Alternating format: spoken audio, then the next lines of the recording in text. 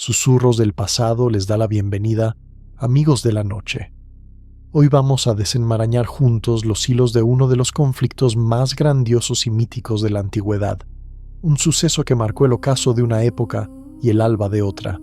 Pero para adentrarnos en la guerra de Troya, no podemos comenzar directamente sobre la arena ensangrentada del campo de batalla.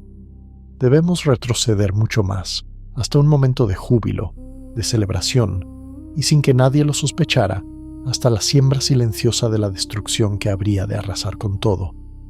Nuestro recorrido se inaugura en una boda. No era una boda corriente. Se trataba de una unión extraña incluso para los parámetros del mundo mítico. El novio era Peleo, un rey mortal de Tesalia, célebre por su valentía y su rectitud. La novia, en cambio, no pertenecía al mundo de los hombres. Era la deslumbrante Tetis, una Nereida, una de las 50 hijas del anciano dios marino. Aquella unión no nació del amor, al menos no en sus primeros compases. Fue una boda dictada desde las alturas, una decisión impuesta desde las cumbres del Olimpo, motivada por un temor antiguo. Zeus, soberano de los dioses, había codiciado a Tetis, pero un oráculo arcaico le había revelado una profecía que heló la sangre incluso de los inmortales. Se anunciaba que cualquier hijo que Tetis engendrara, ya fuera con un dios o con un simple mortal, superaría en fuerza y poder a su propio padre. Zeus, que había destronado a su progenitor Cronos, no estaba dispuesto a correr el riesgo de ser destronado, del mismo modo por su propio descendiente. Para evitar que aquel hijo profetizado naciera en el seno divino, el dios del rayo decidió entregar a Tetis en matrimonio a un hombre, Peleo. De ese modo, aseguraba que la descendencia de la Nereida jamás pondría en peligro la supremacía del Olimpo. Antes de que te acomodes por completo, permite que susurros del pasado te inviten a acompañar este viaje con toda tu atención. Imagina que apagas las luces, te recuestas y dejas que esta narración te arrope como una manta suave. Quiero que te sientas parte de este círculo nocturno, donde el tiempo se suspende y la historia se convierte en un susurro que acompaña tu descanso, mientras la mente se abre a mundos lejanos y olvidados. Y así, por decreto de los dioses, se celebraron las nupcias. La boda fue el acontecimiento del milenio. El escenario elegido era un prado en las laderas del Monte Pelión, un lugar consagrado, imponente y sereno. A la celebración acudieron todas las deidades del panteón, desde las grandes figuras olímpicas hasta los dioses menores. Zeus, Hera, Poseidón, Apolo, Artemisa y tantos otros se acomodaron en torno a un banquete interminable, colmado de risas, néctar y ambrosía. Las musas alzaban sus cantos, los cíclopes forjaban espléndidos obsequios nupciales y la propia naturaleza parecía sumarse al regocijo. Todo componía una escena de armonía perfecta, de dicha luminosa. Sin embargo, tras esa imagen idílica, se ocultaba una única y funesta excepción. En la lista de invitados faltaba un nombre que Zeus había borrado con total premeditación. La ausente era Eris, la diosa de la discordia, encarnación del caos, de la envidia y de la contienda. Nadie la quería cerca. Su mera presencia era sinónimo de problemas. Pensaron que, al excluirla, el banquete se desarrollaría en paz perpetua y la unión de Peleo y Tetis se celebraría sin sobresaltos. Aquello fue un error colosal. Subestimaron el resentimiento de una divinidad que personificaba precisamente el rencor. Eris, herida en su orgullo, sintiéndose humillada y desairada, tomó una decisión fría. Si ella no podía gozar de la fiesta, nadie lo haría. Se aproximó al lugar en silencio, pasando inadvertida para los inmortales, y se dispuso a plantar la semilla minúscula, pero letal, que transformaría aquel esplendor nupcial en humo y ceniza. De ese modo, la guerra más célebre de la tradición, la misma que Homero cantaría en sus versos inmortales, no dio inicio por el arrebato de amor de una mujer, ni por la honra herida de un monarca, sino por el despecho de una diosa excluida de una boda. Y, a veces, el resentimiento posee una fuerza mucho más devastadora que la propia felicidad. Eris, señora de la discordia, no era una deidad caprichosa sin más. Era el caos hecho forma, la tensión constante entre voluntades opuestas. Para los dioses, su mera cercanía era un presagio de tormenta, una nube oscura cruzando un cielo despejado. Por eso su ausencia no fue un olvido, sino una omisión cuidadosamente calculada, un intento desesperado por esquivar lo inevitable. Pero el hecho de ser la única marginada, la única que no merecía un puesto en la mesa de los grandes, congeló su corazón en una furia implacable. Eris sabía que la fuerza bruta no era su terreno. Su auténtico poder residía en la intriga, en el arte sofisticado de plantar la cizaña donde reinaba la calma. No pretendía destruir el banquete con violencia abierta, sino envenenarlo desde el interior, corromper la armonía con un solo golpe dirigido al punto más vulnerable, la vanidad. Y así concibió un plan perfecto, tan simple como demoledor. En el preciso instante en que la celebración de Peleo y Tetis alcanzaba su culmen, en un momento de despreocupación total y alegría desenfrenada, Eris se deslizó hasta la entrada del salón sin que ningún ojo inmortal la detectara. Con un gesto rápido y silencioso, lanzó un pequeño objeto que rodó suavemente sobre el suelo de mármol hasta detenerse justo en el corazón del banquete. No era una fruta cualquiera, era una manzana de oro puro, resplandeciente, casi viva. Pero lo más letal no era su material, sino la inscripción grabada con precisión en su superficie, para la más hermosa. El efecto fue instantáneo y devastador. 3 de las diosas más poderosas, aquellas cuya belleza era motivo de orgullo infinito, se abalanzaron sobre la manzana como si en ella se jugara el sentido de su existencia. Hera, la reina de los dioses, majestuosa esposa de Zeus, se alzó con postura imperial. Atenea, diosa de la sabiduría y de la guerra estratégica, invencible tanto en el combate directo como en la táctica, dio un paso adelante, y Afrodita, la diosa del amor, cuyo encanto era tal que incluso los dioses temblaban ante su fulgor, mostró también su pretensión. Cada una estaba absolutamente convencida, con una soberbia incuestionable, de ser la única merecedora del fruto dorado. Las risas cesaron de golpe. El ambiente se tensó como la cuerda de un arco. Se inició una disputa encendida en la que cada diosa defendía su superioridad, reclamando la inscripción como un derecho divino.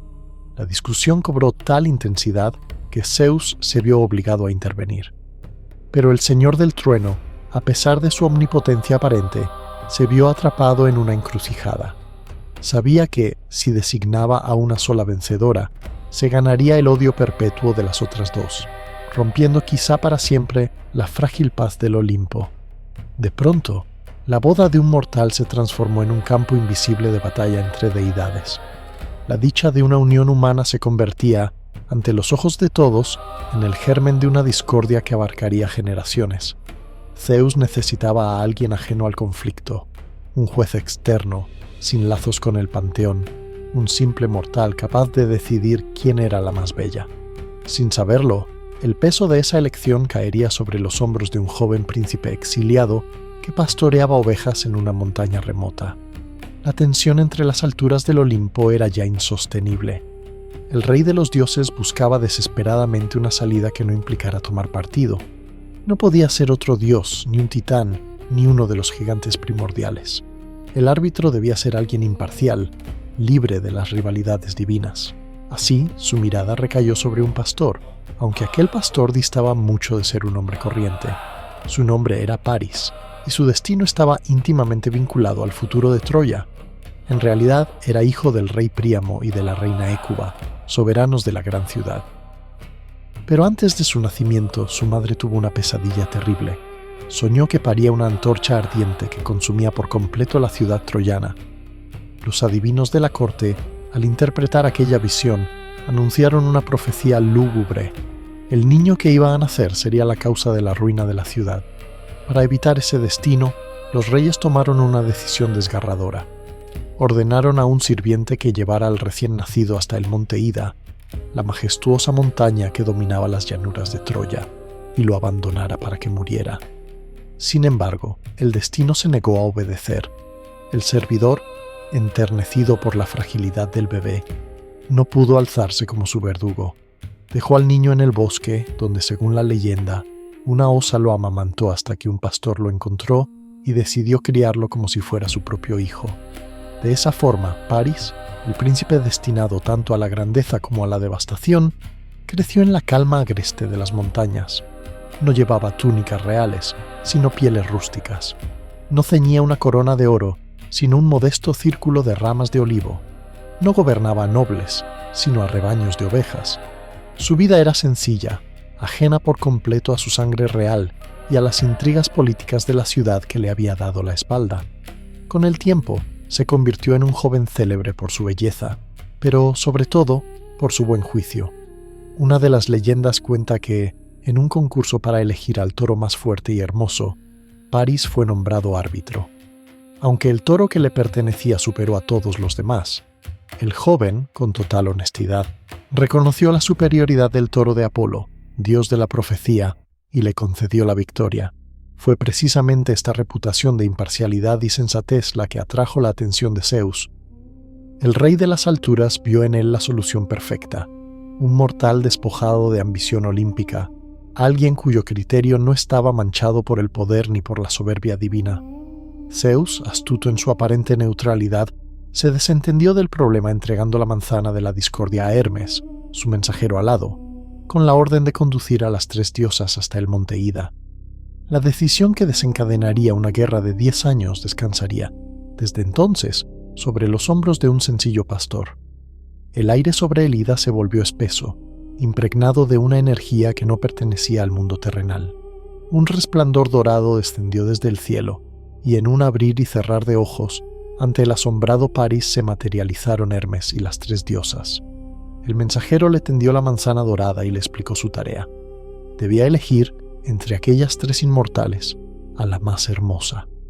Paris, el pastor ignorante de su propia sangre real, se vio de repente sentado, metafóricamente, en el tribunal más importante del universo. Las diosas, preparadas para el juicio, se despojaron de vestidos y joyas, dispuestas a no dejar el menor resquicio a la duda. Una a una se acercaron al joven, adornando su presencia con promesas dirigidas a tentar su frágil corazón humano. La primera en hablar fue la reina del Olimpo. Su porte majestuoso imponía respeto, y su voz resonaba con el eco de la autoridad. Con promesas capaces de estremecer a cualquier monarca, ofreció a Paris el poder absoluto. Si la elegía, lo convertiría en el hombre más poderoso de la tierra, dueño de un imperio que abarcaría Asia y Europa. Le prometió ejércitos invencibles, tronos, riquezas inimaginables y la sumisión de todos los pueblos. Era la tentación de la soberanía, la propuesta de dominar el mundo conocido. A continuación avanzó Atenea, diosa de la guerra inteligente y del pensamiento lúcido. Su oferta no se centraba en el poder político, sino en una mente sin rival. Con mirada penetrante, prometió transformar a Paris en el hombre más sabio de todos los tiempos y en el estratega militar más brillante que jamás hubiera existido. Aseguró que cada batalla que dirigiera sería ganada, que ninguna muralla podría contener su ingenio y que ningún adversario lo superaría en astucia. Era la promesa de la gloria, del honor y de una inmortalidad basada en la inteligencia. Por último, se acercó a Afrodita, la diosa del amor y de la belleza absoluta, cuyo rostro parecía encarnar la perfección misma. Ella no ofreció reinos ni victorias en el campo de batalla. Su promesa resonaba en un lugar más íntimo, más profundo, en el corazón de un joven mortal. Le ofreció amor. Con voz suave, le aseguró la pasión suprema de su vida, la posesión de la mujer más hermosa que jamás hubiera pisado la tierra, Helena de Esparta. Afrodita no le puso el mundo a sus pies, sino el deseo que ardía en su alma. Era la tentación de una belleza inigualable y de un amor que eclipsaría cualquier otra ambición. La decisión final recaía sobre él. Aquel pastor que llevaba una existencia apacible en la montaña sostenía ahora el destino de dioses y hombres. Frente a él estaban las promesas de 3 de las deidades más influyentes. Tenía ante sus manos la elección entre 3 caminos irresistibles: el dominio del mundo, la fama del intelecto supremo o el amor de la mujer más bella que existiría jamás. El silencio se hizo pesado, casi palpable. El aire estaba cargado de expectación divina. Los ojos de Hera, Atenea y Afrodita se clavaron en Paris, cada una segura de la contundencia de su oferta y convencida de que sería la elegida. Paris posó la mirada en Hera, e imaginó la pompa de gobernar vastos territorios. Después miró a Atenea, dejando que su mente se llenara con la perspectiva de hazañas estratégicas y victorias eternas. Por último, su vista se detuvo en Afrodita. La promesa de la diosa no se dirigía al poder ni a la gloria guerrera, sino a su anhelo más íntimo. Era una promesa personal, secreta, de esas que se susurran, no se gritan. Por eso resultaba la más seductora de todas. Con la mano temblorosa, Paris tomó la manzana de oro. El destino del mundo cambió en ese instante. Con un gesto lento pero decidido, tendió la fruta a Afrodita, proclamándola la más hermosa.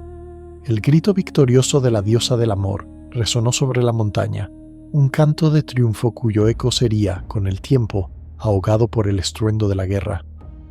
Pero aquella alegría fue rápidamente ensombrecida por la furia de las dos derrotadas. La reacción de Hera fue la de una reina ultrajada. Su rostro, antaño sereno, se deformó en una mueca de ira absoluta. Su orgullo, su rango y su condición de soberana del Olimpo habían sido pisoteados. El mortal había despreciado el tremendo poder que ella le brindaba, y por ello juró una venganza sin límites. Desde ese momento, el reino de Troya, la ciudad de la que Paris era príncipe, se convirtió en su enemigo personal. Hera dedicaría a partir de entonces toda su energía y su influencia a contemplar esa ciudad en llamas y a su pueblo reducido a cenizas. La cólera de Atenea no fue menos intensa, aunque de naturaleza distinta. Era la ira de la inteligencia despreciada, de la justicia traicionada. Como diosa de la estrategia, perder aquel juicio fue una afrenta a su mente. Su orgullo resultó perforado en lo más hondo. Juró también vengarse, con un rencor calculado y metódico.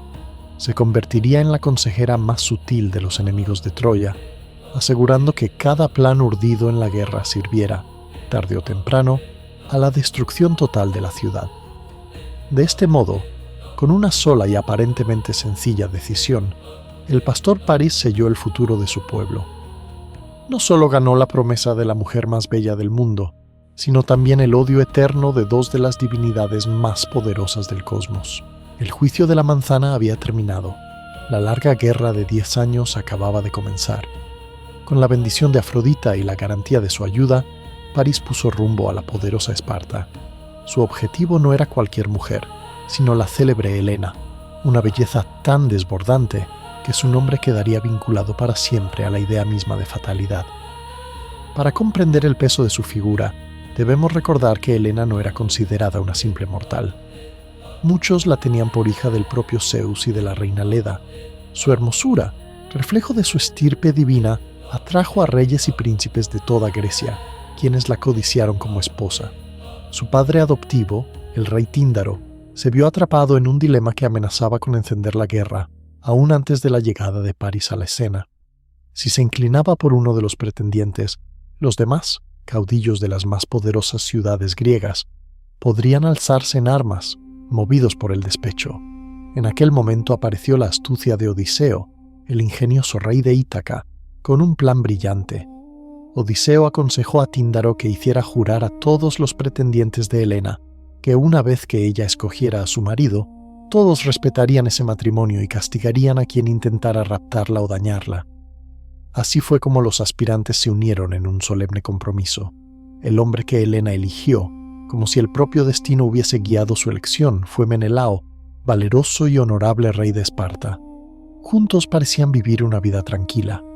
Tuvieron una hija, Hermione, y gobernaron un reino próspero. Parecía que, al menos por un tiempo, reinaba la calma. Esa calma se quebró cuando Paris llegó a Esparta.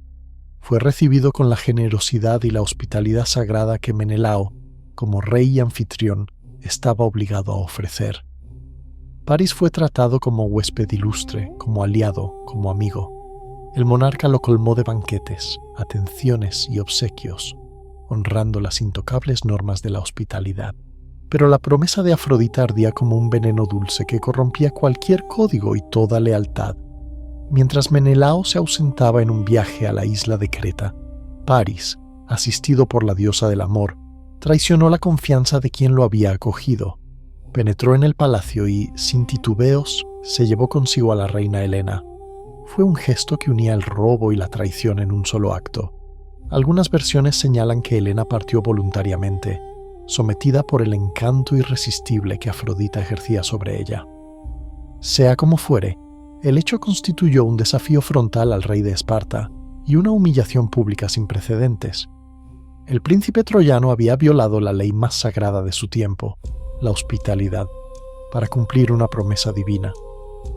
Al regresar Menelao y descubrir lo sucedido, su rabia estalló. No era únicamente la furia de un esposo engañado, sino la indignación de un soberano cuyo honor había sido pisoteado ante todo el mundo griego. Sin demora, recurrió a su hermano mayor, Agamenón, el poderoso rey de Micenas y el más influyente de todos los caudillos helenos. Juntos, desempolvaron aquel juramento solemne que los antiguos pretendientes de Helena habían pronunciado años atrás. El rapto de una reina, motivado por una pasión egoísta y una elección insensata, se convirtió en el pretexto perfecto para convocar a todos los reinos de Grecia a la guerra. El destino de Troya quedaba, desde ese momento, marcado. La furia de Menelao era un vendaval incontenible, pero no se trataba del arrebato de un hombre simplemente abandonado. Era la ira de un rey deshonrado, y esa ofensa exigía una respuesta no de un solo reino, sino de una confederación entera de monarcas. La razón de aquella movilización colosal se remontaba, como ya recordamos, a un pacto antiguo, a un juramento tan pesado y obligatorio que acabaría siendo la causa formal de una década de lucha. Helena, la mujer más hermosa del mundo, no era una princesa sin más. Era, por su origen, hija de Zeus. Por ello, los príncipes y reyes más destacados de Grecia la buscaron como esposa. Hombres como Áyax, el colosal guerrero, Diomedes, el intrépido rey de Argos, y el ya mencionado Odiseo, soberano de Ítaca, acudieron a Esparta con nutridos séquitos y colmados de presentes, dispuestos a rivalizar por su mano. La atmósfera en la corte de Tíndaro era tan densa que parecía cortarse con una espada. El rey se encontraba ante un problema imposible. Si se inclinaba por uno de los candidatos, el resto, todos ellos líderes con orgullo inflamable y ejércitos listos, probablemente recurrirían a las armas. Una guerra civil entre los propios reinos griegos se cernía en el horizonte. Cada pretendiente era un caudillo con prestigio que resguardar, y no existía forma de elegir a un esposo para Helena sin provocar una ola de violencia. Tíndaro comprendió que, si no hallaba una salida prudente, Esparta se transformaría en el epicentro de un conflicto fratricida. Entonces, el ingenioso Odiseo, el único cuyo poder militar no era tan impresionante, dio un paso adelante con una idea tan brillante como interesada. A cambio de que Tíndaro lo ayudara a conseguir la mano de su prima Penélope, una mujer cuyo matrimonio no generaría el mismo caos que el de Helena, propuso una solución.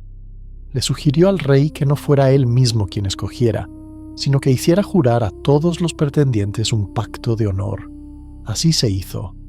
Tíndaro reunió a los aspirantes en un ritual solemne. Cada rey y cada príncipe se colocó en círculo, apoyando las manos sobre los restos de un caballo sacrificado, símbolo de la gravedad del compromiso. Juraron ante dioses y hombres que, cuando Helena eligiera a su esposo, todos aceptarían su decisión y respetarían la unión. Pero el juramento incluía un segundo punto aún más importante.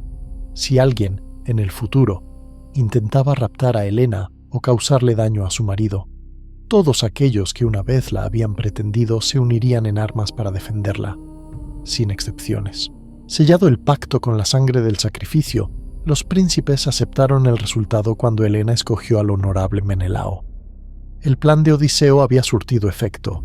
La amenaza de conflicto interno se disipó, y cada caudillo regresó a su propio reino.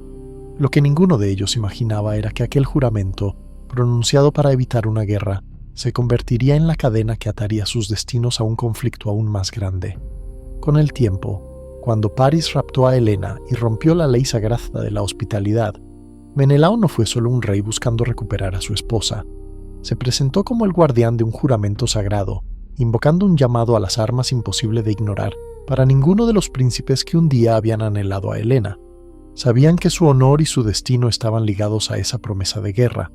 Así, un compromiso sellado en tiempos de paz levantó una armada de 1000 barcos que surcarían el mar rumbo a Troya.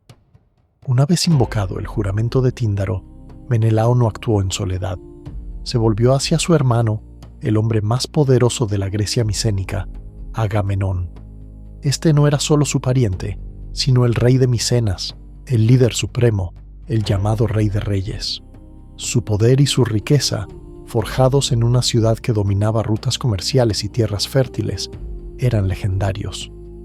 Agamenón era un hombre frío, ambicioso, cuyo trono se había levantado sobre la sangre tanto de adversarios como de miembros de su propia familia. Para él, la afrenta cometida contra Menelao era también un ataque contra su linaje, una mancha en su propio honor que exigía lavarse con sangre. Pero más allá del deber fraternal, Agamenón vio en el rapto de Helena una oportunidad inmejorable. No se trataba únicamente de rescatar a una mujer, sino de una ocasión para alcanzar una gloria total. Al encabezar todos los ejércitos griegos, podría demostrar su supremacía sobre los demás reyes. Además, la riqueza de Troya era colosal. Su saqueo prometería un botín suficiente para cimentar definitivamente su hegemonía. La guerra de Troya no era solo un asunto de honor, era para él la culminación de su ambición política. Por eso, la reacción de Agamenón al llamado de Menelao fue inmediata y firme. Envió mensajeros a todos los reinos de Grecia, recordando a cada rey el juramento pronunciado años atrás. El mensaje era sencillo y contundente. La ley sagrada de la hospitalidad había sido violada. Un voto hecho ante los dioses había sido quebrado. El honor colectivo estaba en riesgo. Los líderes respondieron sin demora. Miles de barcos comenzaron a reunirse desde todos los rincones del mundo heleno. Se movilizaron ejércitos grandes y pequeños. Los guerreros más fuertes, valientes y astutos se prepararon para unirse a la expedición. La convocatoria de Agamenón encendió la chispa de la guerra, y el mayor ejército que la humanidad recordaría hasta entonces se congregó para navegar hacia Troya. Mientras las tropas se ponían en marcha y los héroes más brillantes de Grecia se sumaban al llamado, hubo un hombre que, con toda su astucia, trató de escapar al juramento que él mismo había contribuido a concebir. Ese hombre era Odiseo, el rey de la pequeña Ítaca, célebre sobre todo por la agudeza de su mente antes que por el vigor de su brazo. Odiseo era un pensador profundo, un pragmático. A diferencia de Agamenón o de Menelao, que veían en la guerra una senda hacia la gloria o la revancha, él comprendía el conflicto como lo que verdaderamente es: una empresa sangrienta, costosa, repleta de dolor y pérdidas irreparables. Casado con Penélope y padre de un niño pequeño, Telémaco, la idea de abandonar su isla y a su familia por una causa de honor le resultaba insoportable. No deseaba ir a Troya, pero el juramento lo encadenaba. Y sin embargo, Odiseo confiaba en que la inteligencia siempre puede abrir una brecha en el muro más sólido. De modo que, cuando los emisarios de Agamenón desembarcaron en Ítaca para reclutarlo, puso en marcha un plan para librarse de la guerra. Fingiría estar loco. Se puso ropas de campesino harapiento, se caló un gorro cónico y en lugar de enganchar caballos a su carro, unció juntos a un buey y a un burro, animales que no forman una buena yunta. Luego se dirigió a sus campos y comenzó a arar de manera errática. En vez de esparcir semillas, llenó el arado de sal y la distribuyó por su propia tierra. Un rey extendiendo sal sobre los campos de su reino, volviéndolos estériles, era la imagen perfecta de la insania. Ningún soberano en su sano juicio arruinaría así sus cosechas. Los mensajeros de Agamenón, encabezados por el perspicaz Palamedes, un joven héroe célebre por su ingenio, no se dejaron engañar con facilidad. Palamedes sospechó que Odiseo estaba fingiendo. Con una astucia a la altura de la del rey de Ítaca, tomó al pequeño Telémaco, hijo recién nacido de Odiseo, y lo colocó en el trayecto del arado. El padre, sin dudarlo ni un instante, detuvo la yunta para no herir al niño, demostrando que no estaba loco, sino plenamente consciente y, sobre todo, profundamente amoroso. Palamedes sonrió, lo llamó por su nombre y anunció que el artificio había quedado al descubierto. El famoso astuto se vio obligado a desistir de su engaño. Sin escapatoria, no tuvo más opción que sumarse a la campaña. De forma irónica, el hombre que había ideado el juramento para prevenir guerras se veía ahora arrastrado a una de las más terribles, obligado por aquello que más amaba, su propia familia. Llegados a este punto, Susurros del Pasado hace una breve pausa en el relato, no para romper la magia, sino para permitirte respirar en este viaje. En la próxima parte, continuaremos con el destino de Aquiles, el más grande de los guerreros, y con el lento tejido de la tragedia que envolverá a Grecia y Troya por igual. Cuando quieras, dime que continúe y seguiremos exactamente desde aquí, sin perder una sola hebra de esta historia. Susurros del Pasado retoma el hilo de esta historia, allí donde lo dejamos, en el momento en que todos los héroes de Grecia comenzaban a congregarse, llamados por el juramento y por la ambición de la gloria. Y ahora es el turno de hablar del guerrero más temible de todos, el hombre cuyo nombre atravesaría los siglos como un trueno lejano, Aquiles. Su destino estaba fijado desde antes de su madurez, condicionado por una profecía que su madre, la Nereida Tetis, conocía demasiado bien. Tetis, diosa del mar, sabía que a su hijo le aguardaba una existencia extraordinaria, pero atravesada por la tragedia. El vaticinio afirmaba que Aquiles tenía dos posibles caminos. Podía llevar una vida larga, serena y sin grandes renombres, muriendo anciano y olvidado, o bien entregarse a una existencia breve, pero colmada de hazañas heroicas, alcanzando una fama que jamás se extinguiría. Como madre, Tetis deseaba preservar a su hijo del sufrimiento y de la muerte temprana, pero también sabía que el destino es una fuerza obstinada, difícil de burlar. Cuando la guerra de Troya se avecinaba y los mensajeros de Agamenón recorrían Grecia reclutando guerreros, Tetis, desesperada por evitar que Aquiles siguiera la senda corta y gloriosa que lo conduciría a la tumba en los campos troyanos, tomó una decisión extrema. Decidió esconderlo. Llevó al joven Aquiles a la corte del rey Licomedes, en la isla de Esciros, y allí lo disfrazó de mujer para ocultarlo entre las hijas del monarca.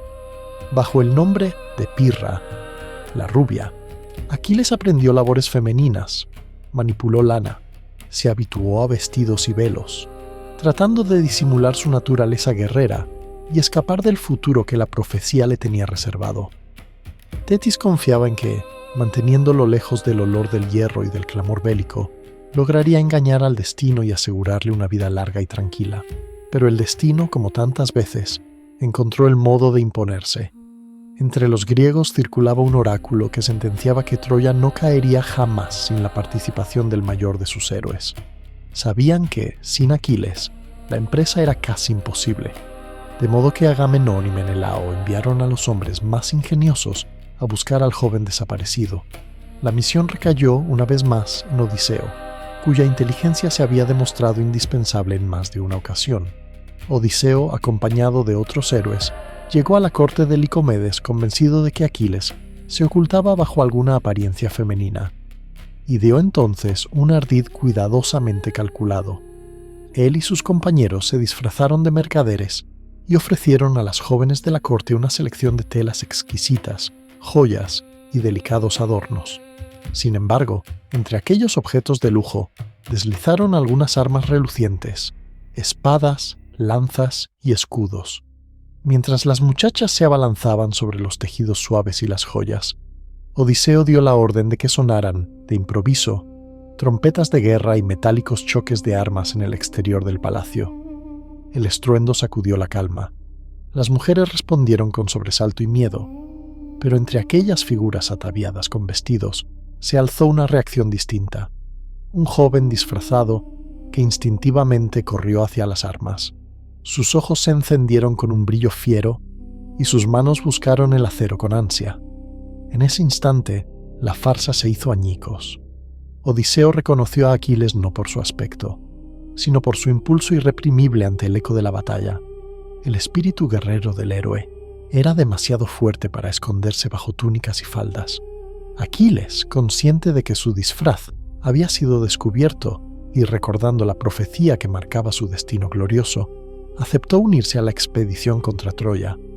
Comprendía que su vida sería corta, pero también que su nombre sería recordado por siempre. Ni la resistencia de Odiseo a participar en la guerra, ni el intento de Tetis por ocultar a su hijo, fueron suficientes para frenar el curso del destino.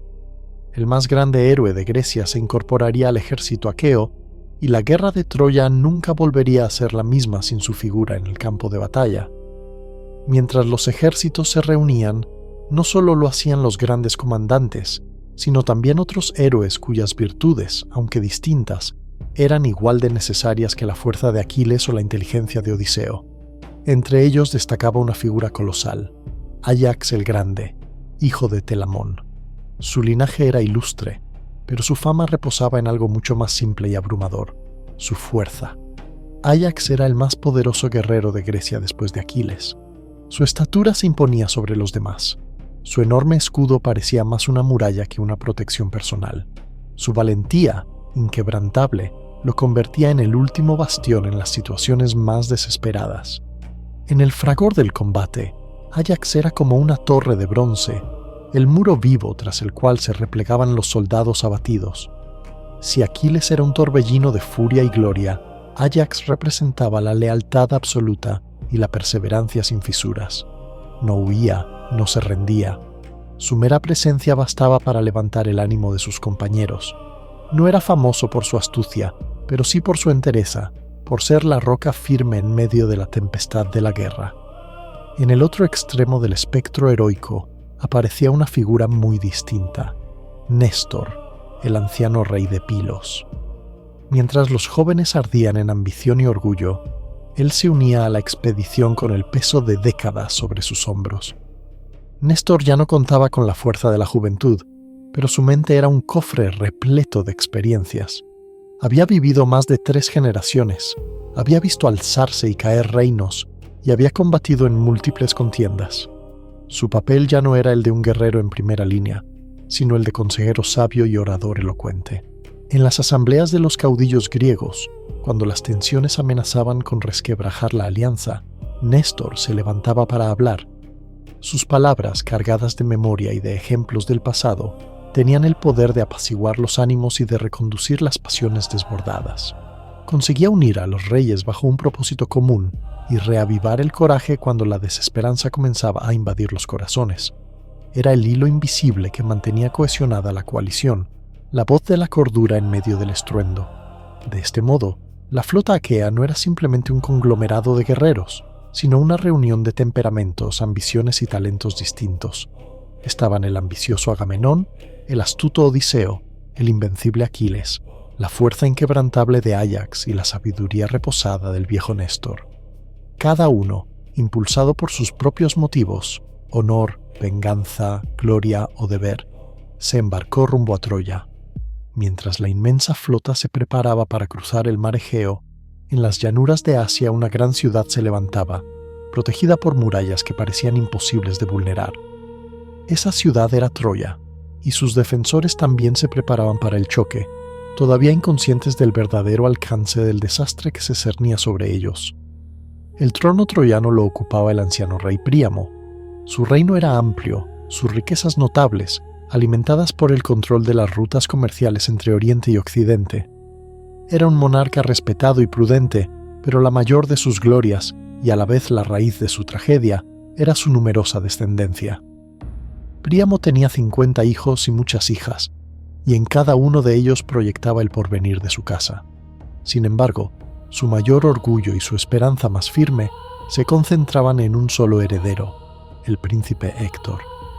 Héctor no se parecía a su hermano menor Paris. Era la encarnación del deber, de la nobleza y del honor. Si Aquiles representaba la furia desatada del héroe griego, Héctor era la esperanza de su pueblo. Comandaba el ejército troyano, era el más hábil de sus guerreros y un auténtico símbolo para los habitantes de la ciudad. Pero lo que lo hacía realmente excepcional no eran solo sus hazañas, sino el profundo amor por su familia. Cada una de sus acciones en el campo de batalla estaba guiada por la voluntad de proteger a su padre Príamo, a su esposa Andrómaca y a su pequeño hijo Astianacte. Para él, la guerra no era una vía de gloria personal, sino una obligación sagrada, defender su hogar y a los suyos. Héctor era el muro humano de Troya, el corazón y el alma de su resistencia, y en el centro de todo se hallaba el príncipe cuya única decisión había encendido la mecha del conflicto, Paris. Él había llevado a la mujer más bella del mundo a Troya, pero junto a ella había conducido también a la ciudad hacia la catástrofe. Aunque los troyanos contemplaban aterrados la aproximación del gigantesco ejército griego, París, enceguecido por la arrogancia y la pasión, se negaba a devolver a Helena a su legítimo esposo. Su miopía resultaba abrumadora. Mientras Héctor se preparaba para morir, si era preciso, por la seguridad de su ciudad, París se aferraba a su tesoro humano sin comprender que su deseo egoísta estaba condenando a toda su familia y a su reino a un enfrentamiento brutal. Así, los troyanos se vieron arrastrados a una guerra que no habían escogido. Poseían héroes extraordinarios, murallas casi inexpugnables y un líder noble y valiente. Pero tenían también un punto débil fatal: el orgullo insensato de un príncipe cuyo amor, por intenso que fuera, no justificaba la sangre que pronto regaría las llanuras. Con la promesa de la gloria y del honor respaldada por aquel juramento sagrado, la gigantesca flota griega se reunió en el puerto de Áulide, punto de encuentro señalado por Agamenón. Miles de guerreros, los más célebres de su tiempo, aguardaban la orden de zarpar rumbo a Troya. Sin embargo, el destino, o mejor dicho, la voluntad de los dioses, tenía otros planes. Cuando todos los barcos estuvieron alineados, con sus velas preparadas y sus proas apuntando hacia el este, el viento dejó de soplar. Ni siquiera una brisa ligera agitaba el aire. Las velas se desplomaban inertes y el mar parecía un espejo inmóvil. Los días se convirtieron en semanas y éstas en meses. El colosal ejército griego, inmovilizado y atrapado en el puerto, comenzó a perder la paciencia. Las raciones empezaron a escasear, el desaliento se adueñó de los hombres y las tensiones internas crecieron de forma alarmante. Todo ese poder militar se veía reducido a la impotencia ante una calma sobrenatural. Agamenón, angustiado, comprendió que la solución no estaba en la fuerza ni en la pericia estratégica. Era evidente que se trataba de una intervención divina. Algún dios, ofendido, estaba bloqueando su avance. Acudieron entonces a Calcante, el adivino de la expedición. Tras consultar los presagios, el vidente regresó con un mensaje aterrador. La calma del mar era obra de Artemisa, diosa de la caza y de los animales salvajes, indignada por un ultraje cometido tiempo atrás por el propio Agamenón. Solo aplacando su ira podrían los vientos volver a soplar. ¿En qué consistía la culpa del rey?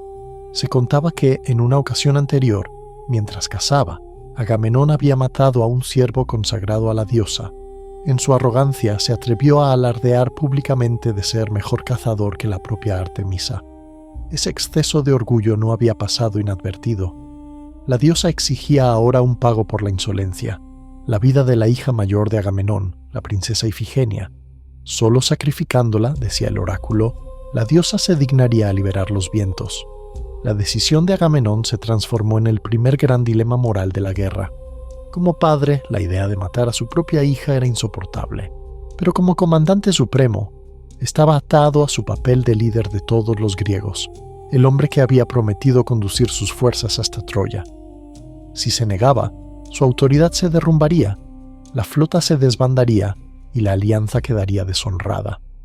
Troya seguiría en pie, y el juramento en defensa de Helena no se cumpliría. En este punto, Susurros del Pasado hace una pequeña pausa para que te acomodes mejor. Si sigues conmigo hasta aquí, significa que te dejas envolver por este susurro antiguo, por esta voz que busca acompañarte en la noche. Imagina que las luces son todavía más tenues, que el tiempo se disuelve y que solo existe este relato que fluye lentamente, como un río de palabras que acarician la mente y calman el cuerpo. Agamenón, con el corazón hecho pedazos, terminó tomando la decisión más terrible de su existencia. Con la ayuda de su fiel pero controvertido aliado Odiseo, diseñó un engaño para atraer a Ifigenia a Áulide. Enviaron un mensaje a su esposa, Clitemnestra, informándole de que Ifigenia debía viajar hasta el campamento para casarse con el gran héroe Aquiles. La joven princesa llegó llena de ilusión, pensando que la aguardaba una boda gloriosa. En vez de un cortejo nupcial, sin embargo, halló un altar de sacrificio. Cuando el engaño se hizo evidente y Aquiles se enteró de que habían usado su nombre para atraer a la muchacha, intentó interceder en su favor, pero el destino de Ifigenia parecía completamente sellado. El instante culminante del ritual es uno de los más dramáticos de toda la mitología. Justo cuando el cuchillo estaba a punto de descender sobre la garganta de la joven, en medio de un instante de confusión y misterio, Artemisa, o según otras versiones, una sacerdotisa en su nombre, arrebató a Ifigenia del altar y colocó en su lugar a un ciervo. Así, la princesa no murió, sino que fue trasladada por la diosa a un lugar remoto para servirle como sacerdotisa. A pesar de este desenlace relativamente benigno para Ifigenia, para el imaginario griego el acto de Agamenón fue percibido como una crueldad imperdonable. Su esposa Clitemnestra jamás le perdonaría haber estado dispuesto a sacrificar a su hija en aras de la guerra. Aunque los vientos regresaron, la maldición de Artemisa se levantó, y los barcos, al fin, pudieron zarpar rumbo a Troya. La expedición partió con una mancha de sangre en su origen. Desde el primer día, la guerra quedó teñida de tragedia. Tras meses de inmovilidad y un sacrificio que marcaría la memoria de todos, la inmensa flota se lanzó al mar. 1000 naves repletas de guerreros y héroes cortaron las aguas del Egeo con un destino único: Troya. El viaje fue prolongado, pero al cabo las costas de la poderosa ciudad aparecieron en el horizonte. La guerra, tan largamente gestada, estaba a punto de estallar. Sin embargo, antes de que el primer guerrero pudiera pisar la arena, una nueva profecía oscura se abatió sobre ellos. Un oráculo anunció un presagio terrible. El primer griego que pusiera pie en suelo troyano sería también el primer caído en la guerra. La noticia se propagó de barco en barco como una sombra pegajosa. Hasta los más valientes, incluido el mismísimo Aquiles, se detuvieron. Nadie quería ser el primero en morir para abrir el camino a los demás. Así, el gran ejército quedó paralizado, no por la ausencia de viento ni por la voluntad de los dioses, sino por el miedo a un destino profetizado. Fue entonces cuando un héroe menos famoso, un hombre que podríamos llamar de segunda fila, dio un paso al frente. Se llamaba Protesilao y tomó una decisión que lo colocaría para siempre en las páginas de la leyenda. Sabía que su destino estaba escrito, pero, aún así, con un acto de entrega absoluta, saltó de su barco antes que cualquier otro y pisó el suelo troyano. La profecía se cumplió al instante. Un guerrero troyano, algunos relatos afirman que el propio Héctor, se lanzó sobre él con la lanza, quitándole la vida. Protesilao, el primer griego en desembarcar, fue también el primero en morir, rompiendo el hechizo que paralizaba a la flota y permitiendo que los demás se atrevieran a bajar a tierra. La caída de Protesilao liberó al resto del ejército del temor profético. Los guerreros se arrojaron a la playa con gritos de guerra, y la batalla inicial estalló con violencia. Tras los primeros choques, los troyanos se replegaron detrás de sus imponentes murallas. Los griegos comprendieron entonces que no podrían tomar la ciudad por asalto inmediato. Su estrategia se definió desde el principio. No sería un golpe rápido, sino un prolongado asedio. Instalaron un enorme campamento en la playa, que pronto se transformó en una ciudad de tiendas, defensas y astilleros improvisados, un hogar forzado para los 10 años de guerra que se avecinaban. Desde aquel bastión, los griegos no solo se enfrentaron a Troya, sino que organizaron incursiones contra las ciudades y aldeas aliadas de los troyanos. Las sometieron, las saquearon, mataron a sus hombres, capturaron a sus mujeres como esclavas y se apropiaron de su ganado y sus riquezas. Esta fase inicial del conflicto no se caracterizó por los célebres duelos que solemos recordar, sino por una larga serie de escaramuzas. Era una guerra de desgaste, un proceso paciente y calculado para cortar las líneas de abasto de Troya, debilitar a sus aliados y forzar a la ciudad sitiada a arriesgarse a una batalla abierta en las llanuras. Los primeros años, marcados por estas pequeñas victorias y devastaciones, parecían indicar que la victoria griega terminaría siendo inevitable, pero, como siempre, el destino guardaba nuevas desgracias para ambos bandos. Mientras los hombres se masacraban en la tierra, en las alturas del Olimpo los dioses libraban su propia contienda. La guerra de Troya no era solo un choque de ejércitos humanos, sino también la prolongación de viejas rivalidades divinas que habían comenzado precisamente con la manzana de la discordia. El Olimpo estaba dividido, y sus conflictos se reflejaban en cada flecha lanzada, en cada lanza clavada, en cada vida perdida. Del lado aqueo, es decir, el bando griego, se encontraban algunas de las deidades más poderosas y rencorosas. A la cabeza de este bloque estaban Hera y Atenea, alimentadas por un odio ardiente. Su motivación era directa y personal: el rencor por el juicio de Paris. El hecho de que el príncipe troyano no las hubiera elegido como las más hermosas era una ofensa que no estaban dispuestas a olvidar.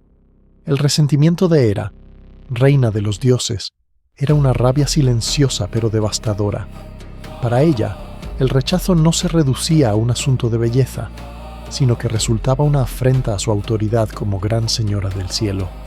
Su ira se traducía en una intervención constante en favor de los griegos, insuflando coraje en sus héroes, protegiendo a Menelao y haciendo todo lo posible para que la ciudad que había dado cobijo al ofensor, Paris, fuera arrasada sin remedio.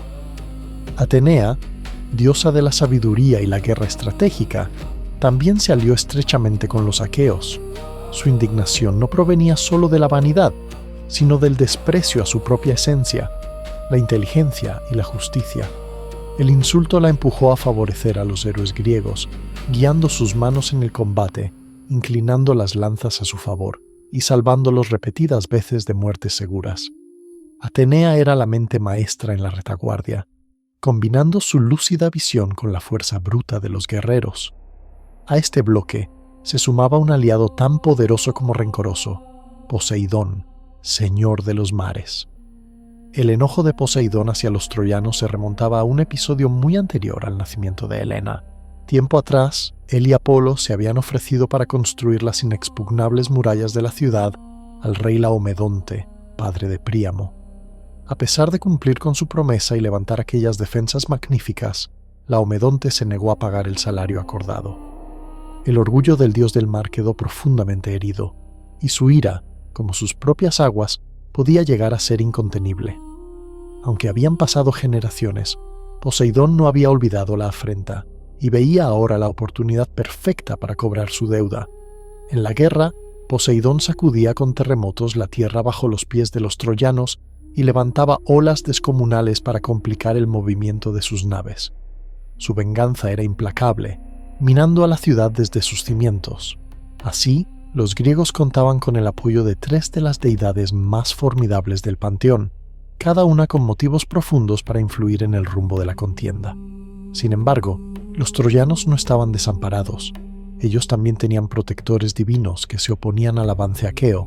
Si Hera, Atenea y Poseidón se inclinaban por los griegos, Afrodita, Apolo, Artemisa y el voluble Ares prestaron sus fuerzas a Troya. Al frente de la defensa divina troyana se encontraba Afrodita, la diosa del amor, que sentía una deuda de gratitud hacia Paris. Él le había otorgado la manzana dorada y el título de la más hermosa, y ella había jurado recompensarlo con el amor de Helena. Ahora lo defendía no solo en cuestiones de pasión, sino también en el terreno bélico. Afrodita se convirtió en la protectora personal del príncipe. Su intervención era constante y directa.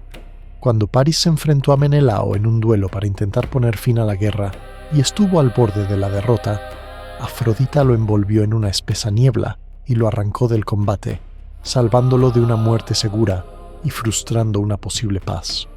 Junto a Afrodita se situaban los gemelos Apolo y Artemisa. Ambos sentían un profundo disgusto hacia la arrogancia griega y una cierta predilección por la piedad de los troyanos, que mostraban un respeto más firme por los dioses. Apolo, señor de la luz, de la música, de las profecías y del arco, detestaba la soberbia aquea. A lo largo de la guerra, usó su dominio para guiar las flechas de los arqueros troyanos, hiriendo a héroes de renombre. En un momento decisivo, se encargó de dirigir el disparo que alcanzaría el único punto débil de Aquiles, sellando así el destino del héroe. Por su lado, Artemisa, diosa de la caza y de los bosques, no había olvidado el sacrilegio de Agamenón, ni el intento de sacrificar a Ifigenia. Desde la sombra, enviaba enfermedades y desgracias al campamento griego, cobrando la vida de numerosos soldados en silencio, sin estruendo, pero con una eficacia terrible. Finalmente, en este escenario caótico se movía Ares, dios de la guerra en su forma más cruda. A diferencia de los otros, Ares no luchaba por lealtad o venganza, sino por su deleite en la batalla misma, en el derramamiento de sangre. Su presencia en el campo de guerra era una fuerza ciega, violenta, que cambiaba de bando a capricho. apoyaba a quienes se hallaban en el corazón del conflicto más brutal, sin fidelidad duradera hacia griegos o troyanos. No se ponía del lado de Troya por justicia, sino porque amaba la guerra. En medio de este torneo divino, Zeus observaba desde las alturas de su trono, intentando mantener un equilibrio inestable. No deseaba una victoria aplastante de uno u otro bando. Su intención era más compleja: prolongar la contienda el tiempo suficiente para que la gloria de los héroes se desplegara en toda su magnitud, cumpliendo así lo que ya estaba escrito en los designios del destino.